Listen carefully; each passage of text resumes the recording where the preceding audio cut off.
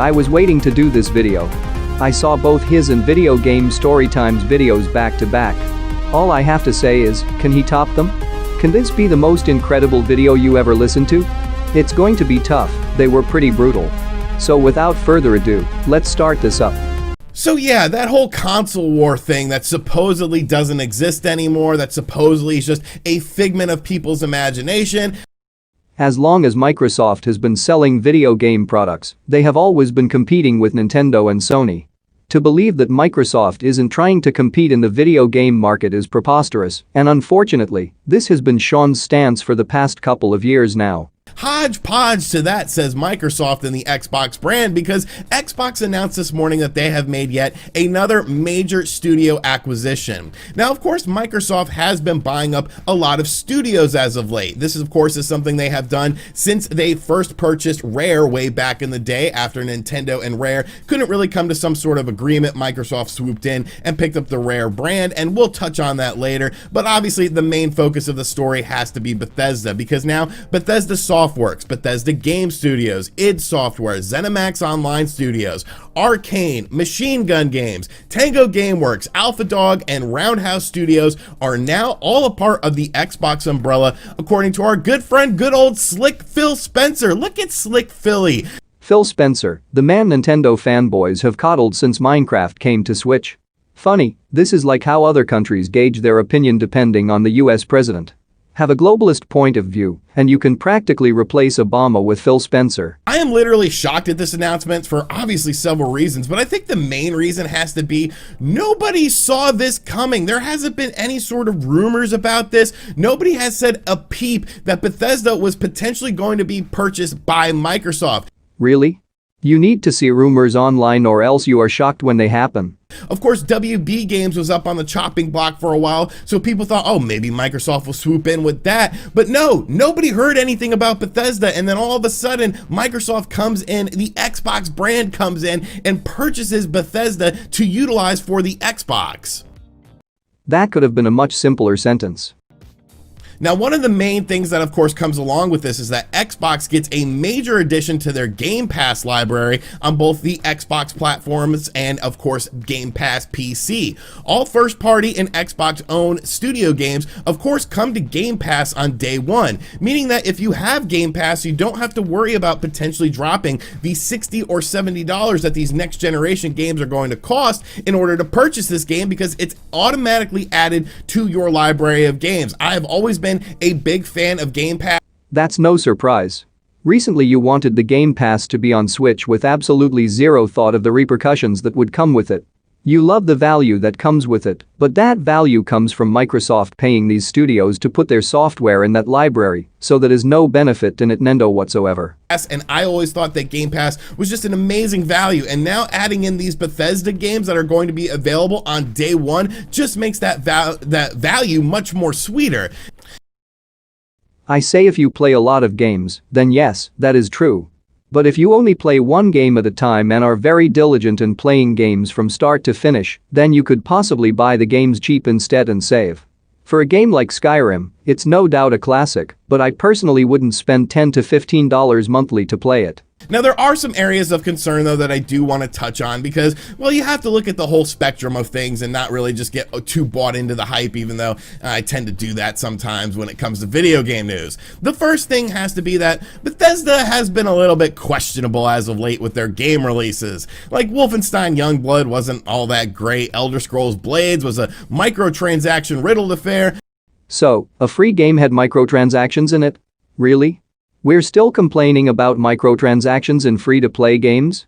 Nobody cared about a new Commander Keen, and I mean, what can you really say about Fallout 76 besides the fact that, well, it wasn't really what people wanted. They sort of made that game a bit better as time went on, but still, it wasn't the Fallout game that people wanted, and it left a sour taste in a lot of people's mouths. But there have been awesome games as well, with games like Doom Eternal, so I guess it does end up balancing out in the end. When has quality ever been a priority to Bethesda? And why is that an issue when they have a handful of valuable IPs? The other concern has to be something that we touched on earlier, with Microsoft purchasing Rare and never really managing to captivate the spirit of the company like they were when they were with Nintendo. Of course, he has to mention Rare. It's like his obligation to. Aside from some games like Rare Replay and a few strange Banjo and Conquer games on the original Xbox, Rare has become a completely different company with service-based games such as Sea of Thieves, which ended up being a fine game in its own right, but it wasn't really what people who grew up with the N64 expected from Rare, and of course these IPs that Rare were attached with. Wow, it's like their own IPs weren't moving the needle. And people who grew up with the N64 is a mighty interesting niche to say the least. I honestly don't feel that this will be the case with Bethesda and their subsidiary companies, but of course it is something worth mentioning because, well, you gotta be a little bit leery about things like this. No, you don't. Unlike Rare, Bethesda had been massively successful fiscally. The Elder Scrolls sold nearly 60 million copies, over half of which consist of Skyrim. Fallout has sold nearly 40 million. What is Rare's best-selling series? Is it Banjo-Kazooie? Is it Perfect Dark? We don't even have concrete figures, you have to research sales of each individual game and add up the numbers. So with Bethesda, they're certainly not going to fix what isn't broken. But on the other side of the coin, you have to look at how this will impact other companies such as the PlayStation 5 and the Nintendo Switch because yes, there's going to be a substantial impact. So I want to look at both of these consoles and give you guys my thoughts on how I feel this acquisition Boy, I have a feeling this will be good. Will impact these two consoles. First off, we're going to talk about the PlayStation 5 because really the PlayStation 5 has to be the most interesting of them because there is a console exclusive game coming to the PlayStation 5 from Bethesda in Q2 of 2021, and that game is of course Deathloop. Now Deathloop is kind of weird, like I've said in my previous PlayStation 5 coverage. I'm not really super sold on this game or anything like that, but Deathloop is still a PS5 console exclusive and it remains a PS5 console exclusive as of right now. There were other Bethesda games that were rumored to be coming to, of course, the PlayStation 5, such as Skyrim getting yet another re-release, but beyond that, things are very open. Is the next Elder Scrolls game, is the next Fallout game, is the next Doom game now skipping the PlayStation 5? I would have to assume yes because of this acquisition. No shit. Why is this even crossing your mind? Microsoft will count on the Elder Scrolls 6 being a must-have for gamers, so that will no doubt generate system sales. And while yes, you could judge the quality of games as of late from Bethesda, which I feel is fair, you cannot deny the lineage and the franchises that are usually very well represented on the PlayStation family of systems that come to us from Bethesda. The timing of this news is just absolutely crazy as well, depending on when you're watching this video. We are just one day away from the Xbox Series X and the Xbox Series S pre-orders, and there's a lot of sort of negative feelings towards Sony right now for deceiving people with the PlayStation 5 pre-order availability. We'll give you guys plenty of notice when we're going to do it, but we're going to give you no notice whatsoever, and that the games that according to Jim Ryan were only possible on the power of the PlayStation 5, such as, well, Spider-Man Miles Morales and Horizon 2, both of which are coming to the PlayStation 4 as well. Like really? Sony has still had its tremendous third-party support for generations now, and even though Bethesda joining Xbox is super enticing, there's just hundreds of exclusive games that Xbox hasn't gotten and won't get. I doubt that this pre-order fiasco will do anything to sway a person's decision on which console to buy, and people like me aren't even going to buy a new console right away. So I think as far as this console war that supposedly doesn't exist, but let's be real, it does sort of somewhat exist, this is definitely a big win for the Xbox and the Xbox Series X and S versus the PlayStation 5 because Bethesda is a huge acquisition. And of course there is one more company that this will be impacting, and that is Nintendo with the Nintendo Switch. Doom Eternal is still coming, so don't worry about that. But beyond that, there is some concern that Bethesda, who, let's be real, has been one of the better third-party publishers on the Nintendo Switch with things like Skyrim, Doom, Wolfenstein, and more, is now going to stop putting games on the Nintendo Switch platform. The answer should be yes, Bethesda should no longer be supporting the Switch after Doom Eternal, but you can already predict what Sean is going to say. You ready for it? Now, I do feel that this will initially limit the amount of games that come to us from Bethesda on the Nintendo Switch, but I still feel like you will see some titles come over from Bethesda to the Nintendo Switch because of one main reason. You have to look at the working relationship. What working relationship? If you consider Minecraft getting cross-platform play a working relationship. If you consider Microsoft putting old single-A games on the eShop a working relationship.